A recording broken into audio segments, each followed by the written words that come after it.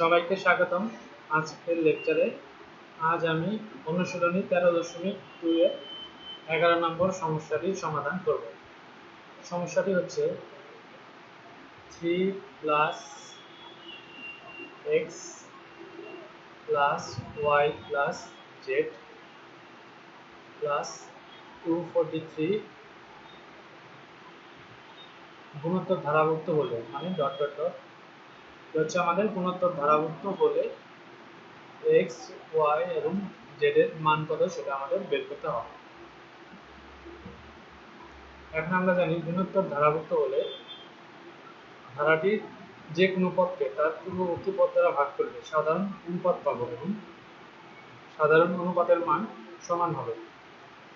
অতএব x কে যদি আমরা 3 দ্বারা ভাগ করি তাহলে যে অনুপাত পাবো, ঠিক একইভাবে y কে যদি আমরা x দ্বারা ভাগ করি তাহলে ঠিক একই অনুপাত পাবো। অনুরূপভাবে z কে y দ্বারা ভাগ করলেও একই ফল পাবো। বা আমরা বলতে পারি 243 কে যদি z দ্বারা ভাগ করি তাহলে আমরা একই রেজাল্ট পাবো। এটা হচ্ছে আমাদের এই সাধারণ অনুপাত। সাধারণ অনুপাত আমাদের সমান হবে সব ক্ষেত্রে, যে কোনো পদকে তার পূর্ববর্তী পদ দ্বারা ভাগ করে। x কে 3 দ্বারা ভাগ করলাম, y কে x দ্বারা, z কে y দ্বারা, 243 কে z দ্বারা ভাগ করলাম, সেক্ষেত্রে আমাদের সাধারণ অনুপাত সব ক্ষেত্রে সমান। এখন আমরা এই সমীকরণ এবং এই সমীকরণ থেকে পাই x স্কয়ার সমান 3y, এটাকে 1 নম্বর সমীকরণ দেই। তারপর আমরা লিখতে পারি এটা এবং এটা, প্রথমটা এবং তৃতীয়টা থেকে লিখতে পারি আমরা বজ্র গুণন করি xy সমান 3z, এটাকে 2 নম্বর সমীকরণ দেই। এখন এই দুটো সমীকরণ যদি নেই, দ্বিতীয় এবং তৃতীয়টা, তাহলে লিখতে পারি y স্কয়ার সমান xz, এটা আমরা লিখতে পারি। এখন আমরা আবার প্রথমটা এবং চতুর্থটা থেকে আমরা লিখতে পারি xz, এটাকে যদি 3 নম্বর দেই তাহলে লিখতে পারি আমরা xz সমান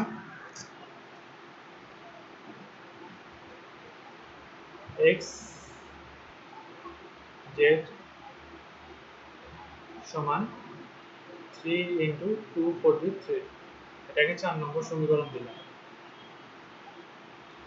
তারপর আমরা এই চারটি সমীকরণ থেকে x, y এবং z এর মান বের করব।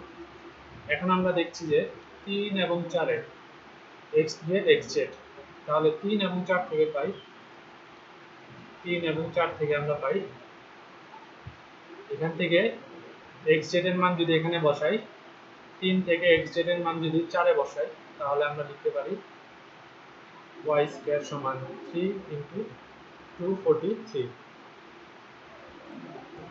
xz এর মান আমরা বসাবো y থেকে।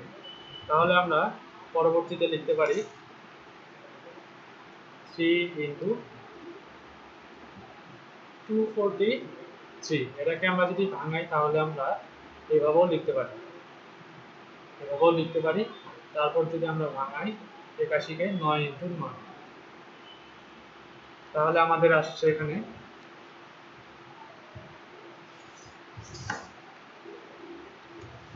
3 2 বার এবং 9 2 বার, বা আমরা লিখতে পারি, সুতরাং y এর মান আসে 3 9 27। এখন আমরা এই y এর মান 1 নম্বর সমীকরণে বসাবো। 1 নম্বর সমীকরণে y এর মান বসাবো, তাহলে আমরা x স্কয়ার এর মান বা x এর মান বের করতে পারব।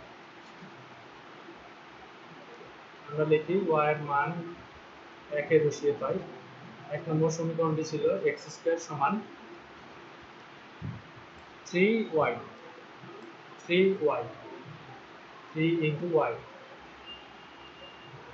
তাহলে এখান থেকে আমরা লিখতে পারি 27 কে লিখতে পারি 3 9 27, বা 3 স্কয়ার × 9 কে আবার লিখতে পারি 3 স্কয়ার, বা আমরা লিখতে পারি 9 স্কয়ার। সুতরাং x এর মান 9। x এর মান আমাদের অপশন 9। x এবং y এর মান আমরা এখন 2 নম্বর সমীকরণে বসিয়ে পাই, তাহলে আমরা z এর মান বের করতে পারব। x y এর মান 2 নং সমীকরণে বসিয়ে পাই, তাহলে আমরা z এর মান বের করতে পারব। xy সমান 3z, xy সমান 3z, এটা হচ্ছে আমাদের 2 নম্বর সমীকরণ। বা x এর মান 9, y এর মান 27, একটু আগে আমরা বের করেছি। y এর মান 27 সমান 3z। 3 দ্বারা ভাগ করে দিলাম, তাহলে এখান থেকে আসে 9 ইন্টু 9, তার মানে 81। তার মানে এটা হচ্ছে আমাদের z এর মান। তার মানে আমরা x এর মান বের করলাম, y এর মান বের করলাম, z এর মান বের করলাম। মূল কথা হচ্ছে আমাদের গুণোত্তর ধারার ক্ষেত্রে এই সম্পর্কটা আমরা বের করতে পারি। সাধারণ অনুপাত সমান যে কোনো পদকে তার পূর্ববর্তী পদ দ্বারা যদি আমরা ভাগ করি, তাহলে আমাদের যে সাধারণ অনুপাত আসবে সেটা সমান হবে। প্রথম দুটো থেকে আমরা পাই এটা। এই পুরো সমীকরণের বা অনুপাতের প্রথম অংশ দুটো থেকে পাই আমরা এই প্রথম সমীকরণটা পাই। তারপর আমরা যদি প্রথমটা এবং তৃতীয়টা নেই, তাহলে আমরা প্রথমটা এবং তৃতীয়টা যদি নেই, তাহলে x y সমান 3z পাই। দ্বিতীয়টা এবং তৃতীয়টা যদি নেই, তাহলে আমরা পাই y স্কয়ার সমান x z। ঠিক একইভাবে প্রথমটা এবং চতুর্থটা যদি নেই, তাহলে আমরা পাই x z সমান এটা। তারপর আমরা কি করলাম, 3 থেকে x z এর মান 4 এ বসিয়ে পাই। x z এর মান 4 এ বসিয়ে পাই, তাহলে এভাবে লেখা যায় 243 কে ভাঙালাম, তারপর আমরা y এর মান বের করলাম। সেই y এর মান আমরা এখন 1 নম্বর সমীকরণে বসিয়ে x এর মান বের করলাম। y এর মান 1 নম্বর সমীকরণে বসিয়ে x এর মান আমরা বের করলাম। x এবং y এর মান 2 নম্বর সমীকরণে বসিয়ে আমরা z এর মান বের করলাম। তাহলে এভাবে আমরা খুব সহজেই এটার সমাধান করতে পারি। তাহলে আজকের লেকচার এই পর্যন্তই। সবাইকে